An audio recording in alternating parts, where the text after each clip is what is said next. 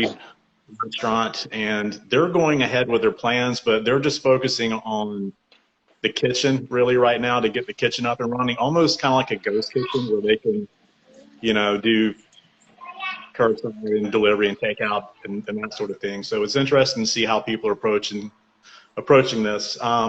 So, we know about phase one where restaurants are still takeout and delivery. Once we get, into phase 2 and 3, and we'll see what happens there. But when restaurants are able to fully open, what's the general public's reaction? Now, you said that you were excited about going to some restaurants. Do you think that's going to be the main consensus, or do you think people are going to be a little more reserved? I think we need a little more. I think we need a little more clear information from. Okay, so from what I've been reading with Georgia, a lot of the restaurateurs, some employees don't want to come to work because they're afraid they might get it. Then there's customers who are taking their time. I just think once we've seen a clear path and track record of stuff clearing up, then I think that you'll see people gradually come out. I don't care if the government says we're going to open, let's get business going. It's not going to fill the doors day one. And this is all speculation. I'm just all guessing that they're not all going to fill the doors at one time. So what I'm thinking is it's going to be a slow curve. So once everyone feels fat and happy, then if we can open up after that point, I think we're fine. But I don't want to open up and just do takeout and train the new staff on takeout and have that liability of only bringing in $1,200 a day in revenue, and then having the overhead that we have. So that's why I'm like, let's hold out as long as possible. I mean, I'm in a hurry because I'm bored and I'm eager to get back into the kitchen. I see these ingredients come across that are local and foraged, and I just bite at the chomp because I can't use them except for at the house. So, and it's in our industry, we love that satisfaction of making people happy and feeding them and seeing their reaction to the food that they eat. And I'm just so waiting for that. That's, this is what we really have been planning to do. Just it's good timing for us and bad timing for others, but we're not going to open up early. I mean, summertime for us is going to be hot and we need it. So, if we can get at least August in September before, and you know what? Our town is really devoted around schools like Wake Forest. So what's the college going to do? Is Wake Forest going to go in this year? So there's a lot of unknown answers. So it's hard to wave a stick at it and say, this is the direction we're going, but we got to do it. We're not going to, what I'm saying? We got to build it, Yeah. Now, I guess you can use this time to kind of recipe develop some also, there's plenty of time for that. But, yeah. So do you think that when things are back in swing, that the people's dining taste is going to gravitate to a certain style? I know after the last recession in '08, it was comfort food came back into swing and back into vogue. Do you see a certain, a certain time in the year? No, I know. And I worked through the whole 2008 thing too. So, and we did see people slow into it. But then again, we didn't see oil drop below zero, fuel prices. We didn't see that. So like we're in a different market. Yes, ma'am. Okay. Help brother, please. So, I'm sorry. I think, I think everyone's eager for it to get back to normal, but I do think that maybe, it's going to be a slow start to it. But what I'm more nervous about is, so, in America, we're not used to wearing face masks and gloves and stuff when we go out to places.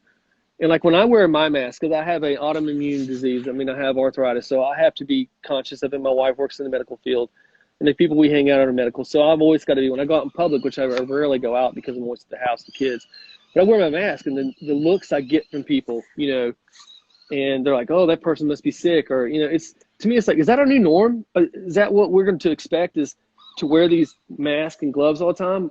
I don't mind doing it. If I knew it was going to keep the public safe, I'll do it in a heartbeat, But is that our new norm? When I'm going into the grocery store to pick up some items or the Ace Hardware, and I get these looks, it's like, man, is that our new norm now? So I'm more worried about stuff like that. And I feel that we're going to have a second wave until we get the vaccine for this. Like, this is what we just got to prepare for. So takeout food, is takeout food sustainable? Can you come to a high-end restaurant? I've listened to that conference call from NC, my buddies here put it on. We had a bunch of different restaurants, on it, and some are high end, some are casual, you know, some are well known chefs in the state, and it was like my food doesn't carry well, you know, to go. So I think we're all having to learn how to cope with this, and part of that being like I know some people that are doing takeout and they're doing it phenomenal, and some people that are not, and you can tell. So it's challenging, man. I'm ready for us to get in, open the doors, go back to our normal lifestyle. Yeah. Yeah, I've got a buddy of mine who has a restaurant who he does Italian food. His food travels really well, and Yeah. they've just been killing it, man, as far as takeout goes. But yeah, you're right. You know, a lot of chefs make the decision to, you know, not jeopardize the quality of their food. I've talked to a lot of chefs who aren't serving anything right now, so people are approaching it different for sure. We've got just a few more minutes. Let's see here. So now that restaurant workers are essential, how does that look going forward, man? Like, how does that change people's perspective of restaurant workers? Will relief come quicker next time? Will there be more attention paid to folks like yourself and others? I hope so, Chad. But like I said, like if you're gonna have the liability of operating a business, and it's in the hospitality industry or whatever it is, you need to have the knowledge and respect to take care of your staff. And I feel that the restaurant industry is moving towards that, because I feel that we have neglected that part of it for a very long time. But people in our state like Katie Button, or like even like John Dressler, we've been talking to him a while in Charlotte. Stephen Goff in Asheville also, like, you know, these new chefs, you know, William Disson, these other guys, and ladies, they're all caring about the staff first. And that's pretty much how I grew up when I worked for the Gap and some other big companies. You know, the culture was about the staff. And like Danny Meyer is a huge fan of this too. So I think that's what we've got to move to. I think you're going to see restaurants who can't take care of their staff that are going to fail in Winston-Salem, and I can name a handful. But I think that that's kind of what we're going to think about going forward. So if I'm going to have a business, I need to make sure I got a PPP. I got to make sure I have a disaster plan. I think that's how it's going to change us. And this is a huge awakening. And I think that some of us was preparing for it, and some of us weren't. But the ones that have are being very successful with their business right now. So it's not just about your business. It's the community also. And it doesn't mean that we have to protect our community, but we have to be there to support the community, because they're the ones that pay our bills. So I think this will make restaurateurs be more conscious of moving forward, how to handle stuff like this. Like, now we know, you know, you got a 6-foot queue. You might have to have protective wear on hand. You know, then we got to figure out the whole patio situation. We do phase 2, like how far are people going to sit? You know, is this profitable or is it not profitable? How do we change our business model? Now we got to have better to-go supplies. You know, so I think this is the new norm. We had to start thinking of stuff like this.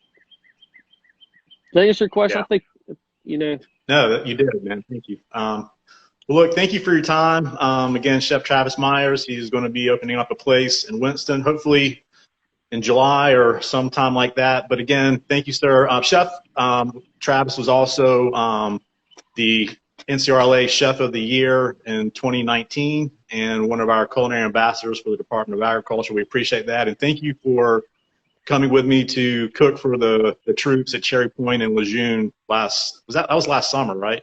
Yeah, last August. I was thinking about that the other day, eating that biscuit, and then the time that you and me and Sean and Ebony went to that Mexican restaurant. I mean, we had a good time, and then the faces that we saw of the Marines that we cooked for, how happy they were. Man, that was enlightening, man. I had a really good time.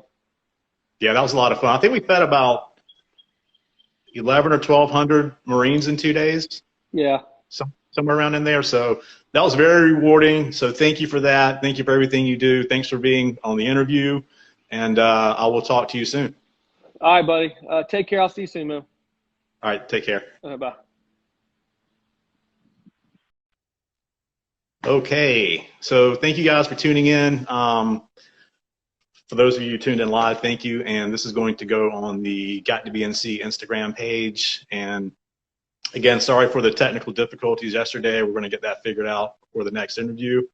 And I'll see you guys soon.